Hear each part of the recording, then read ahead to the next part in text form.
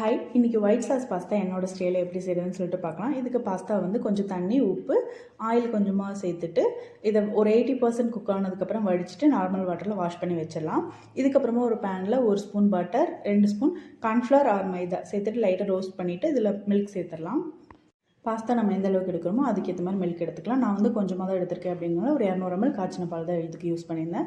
இதுக்கப்புறமா இன்னொரு பாத்திரத்தை வச்சுட்டு அதில் பட்டர் கொஞ்சம் சேர்த்துட்டு கார்லிக் வந்து குட்டி குட்டியாக கட் பண்ணி அதை ஆட் பண்ணியிருக்கேன். அப்புறம் வெங்காயம் சேர்த்துருக்கேன். வெங்காயம் இது மாதிரி கொஞ்சம் பெருசாக கட் பண்ணி போடுங்க, அப்போ தான் கடிப்படும்போது நல்லாயிருக்கும்.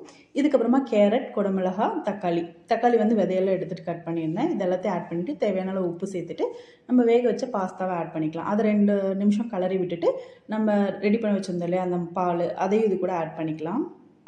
கடைசியாக காரத்துக்கு வந்துட்டு சில்லி ஃப்ளேக்ஸ், அதுக்கப்புறம் ஆரிகனோ சீசனிங் வந்துட்டு ஒரு வாசனைக்காக சேர்க்குறோம்.